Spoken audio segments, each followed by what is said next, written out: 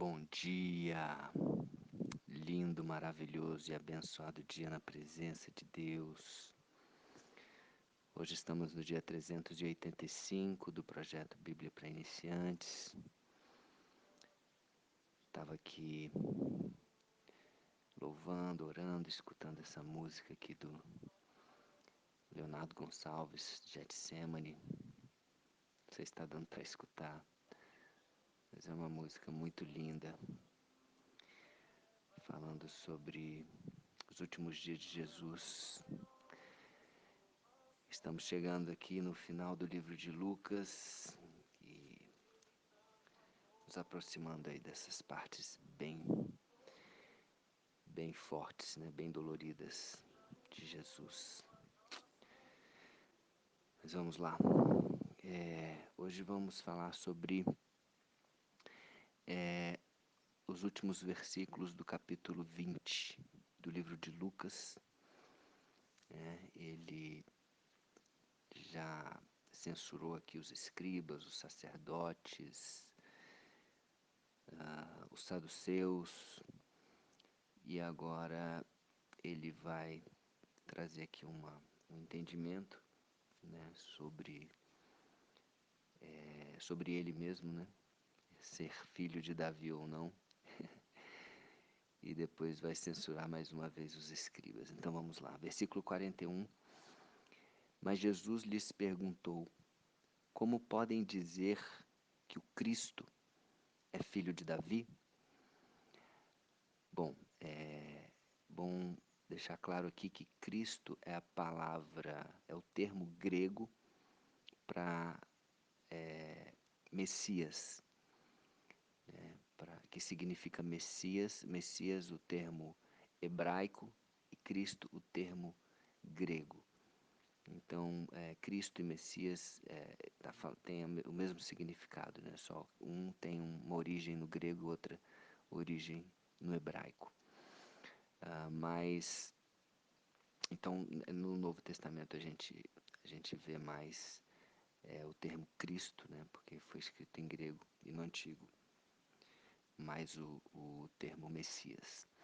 Bom, então ele está perguntando aqui para aquelas pessoas que o estavam ali escutando, como podem dizer que o Cristo, que o Messias, é filho de Davi? Bom, por que que ele fala isso? Porque as pessoas, existia essa profecia, né? Por exemplo, no livro de Isaías, em vários lugares, o próprio Deus, né, fez uma aliança na linha de Davi, dizendo que o herdeiro de Davi seria, né, o Messias.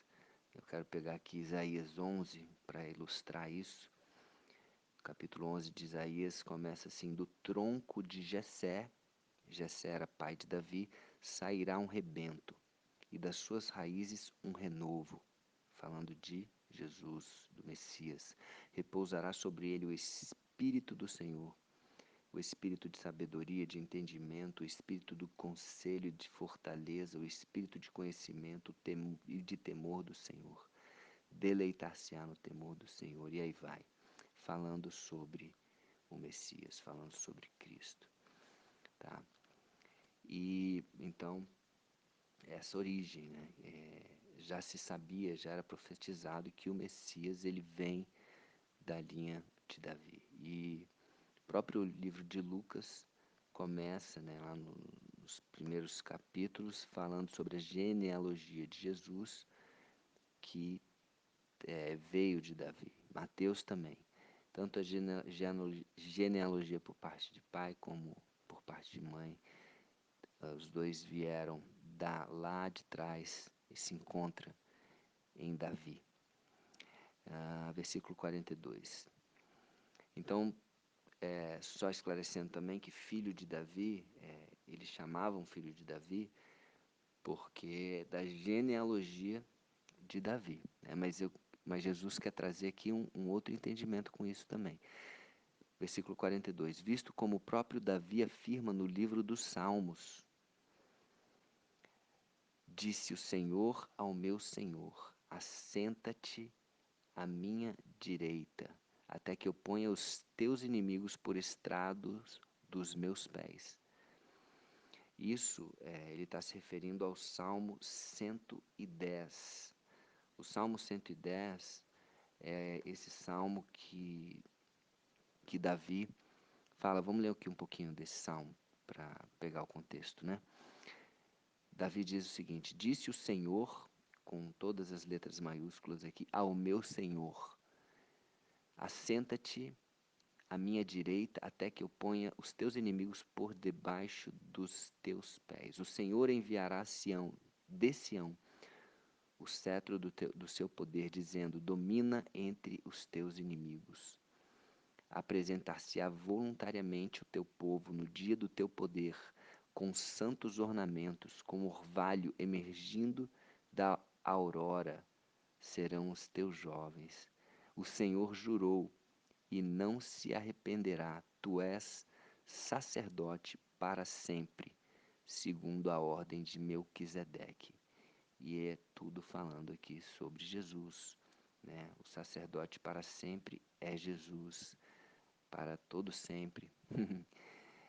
Ah, ele cita Melquisedeque aqui, não vou entrar no mérito de Melquisedeque, senão a gente vai se alongar muito aqui, mas, enfim, ele está se referindo a esse salmo que Davi falou aqui. Jesus está se referindo que o próprio Davi chamou o Messias de Senhor. Então, como que as pessoas chamam o Cristo ou o Messias como filho de Davi, se ele é Senhor de Davi? Deveriam chamar o quê? De Senhor. Né? Versículo 44, Jesus fala assim: pois Davi lhe chama Senhor, e como pode ser ele seu filho? Como pode ser o Cristo filho de Davi se o Cristo, o Messias, é Senhor de Davi? Tá? Só para que as pessoas pudessem refletir sobre isso. Tá? Jesus, depois ele censura aqui os escribas no final, versículo 45. Ouvindo todo o povo, recomendou Jesus aos seus discípulos: guardai-vos dos escribas, que gostam de andar com vestes talares e muito apreciam as saudações nas praças, as primeiras cadeiras nas sinagogas e os primeiros lugares nos banquetes, os quais devoram as casas das viúvas e, para o justificar, fazem longas orações. Estes sofrerão um juízo muito mais severo. Por que esse juízo muito mais severo? Porque os escribas, eles sabiam das escrituras, então eles tinham acesso a tudo e eles pegavam as próprias escrituras e para benefício próprio. As viúvas que eles estão citando, que Jesus está citando aqui, Jesus tinha uma compaixão especial pelas viúvas, porque normalmente as viúvas naquele tempo eram desamparadas da sociedade, né? Elas, normalmente elas empobreciam, né, devido à falta de um homem ao seu lado. Nós temos uma viúva muito famosa que é Noemi, lá no Antigo Testamento. Tem um livro que chama Ruth, no Antigo Testamento, mas ele poderia muito bem se chamar Noemi.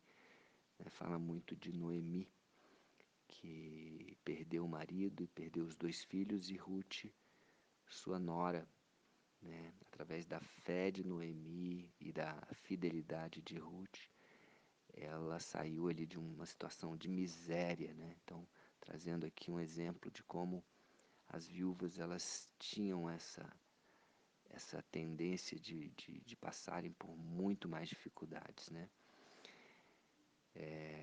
E tinha algumas coisas que protegiam, né?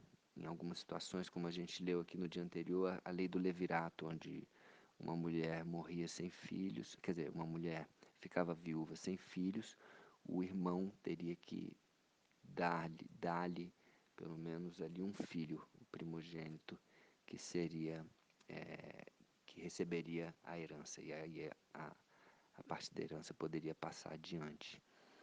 né? Existiam algumas leis que protegiam, mas nem sempre elas eram protegidas. E no caso dos escribas, eles aproveitavam essa situação, né? Inclusive no próximo dia nós vamos falar mais uma vez sobre viúva, né? A oferta da viúva pobre. Amém? Então é isso. Ficamos por aqui hoje, né? Que nós possamos ter o entendimento de quem é o Cristo, de quem é o Messias, né? O Senhor de Davi, o nosso Senhor, o Senhor dos senhores, Mestre dos mestres, Médico dos médicos, Rei dos reis. Esse é o nosso Jesus. Vamos seguir aí os conselhos dele, entender a Bíblia, para que nós não estejamos aí refém de interpretação de pessoas que leem a Bíblia e trazem, às vezes, ensinamentos. É importante conhecer a Bíblia para você peneirar. Até o que eu estou falando aqui, você tem que conhecer a Bíblia. Poxa, isso daí, eu estou falando de uma linguagem mais de contextualização e tudo, mas é importante que você tenha o seu relacionamento com Deus. É importante que você pegue a Bíblia e leia e ore e peça a revelação do Espírito Santo. Amém? Para você ter esse relacionamento com Deus. Um beijo no coração e até o próximo dia do projeto.